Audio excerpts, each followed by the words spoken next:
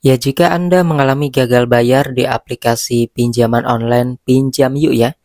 Ini di tahun 2025 kita harus mengetahui seperti apa DC lapangan dari aplikasi Pinjam Yuk ini.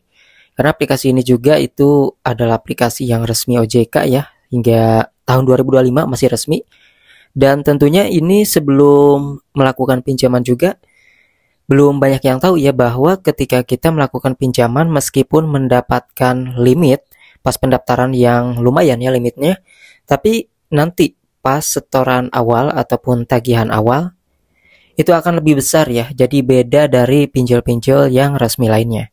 Untuk tagihan pertama itu akan dihitung bayarnya tuh lebih besar teman-teman ya. Jadi itu harus diperhatikan juga agar tidak terkecoh dengan limit yang besar. Oke, kemudian bagaimana kalau misalnya mengalami gagal bayar di aplikasi Pinjam Yuk ini? Apakah ada DC lapangan atau tidak? Ya, pada dasarnya aplikasi pinjaman online yang resmi itu memiliki DC lapangan, terkhusus yang paling besar ada di Jabodetabek. Artinya di luar Jabodetabek itu juga ada, tetapi hanya beberapa persen. Ya, setiap daerah, setiap kota besar itu pasti ada yang namanya DC lapangan. Kalau misalnya di lain kota yang lain gitu ya, misalnya di beberapa kota yang lain tidak ada DC, maka sangat tidak mungkin nanti orang bisa galbay ya di kota-kota tersebut karena tidak ada DC-nya. Maka dari itu sudah dapat dipastikan DC lapangan yang dimiliki oleh aplikasi pinjaman online resmi seperti Pinjam Yuk seperti ini itu memiliki DC lapangan yang tersebar yang paling besar di Jabodetabek. Namun perlu diketahui bahwa si aplikasi Pinjam Yuk ini juga ketika melakukan penagihan itu tidak diperbolehkan menagih ke luar kondar ya.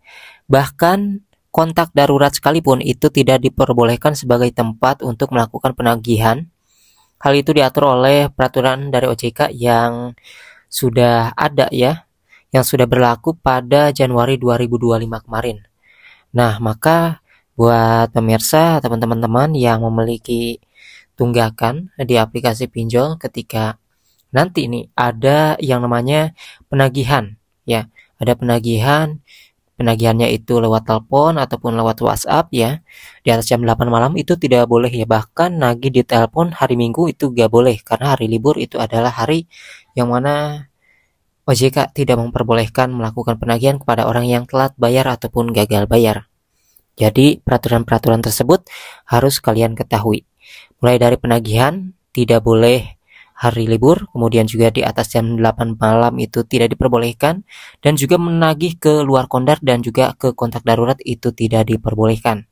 Jika ada DC lapangan yang nakal seperti itu, maka itu sudah dapat dipastikan bisa terkena sanksi oleh OJK itu sendiri. Nah, ketika ada hal-hal tersebut, maka bukti-buktinya itu jangan dibuang. Itu bisa jadikan barang bukti ketika ada sebuah masalah dengan DC, maka kita bisa melaporkannya ke OJK karena sudah di luar ketentuan aturan yang sudah diterapkan oleh OJK itu sendiri ya. Jadi seperti itu.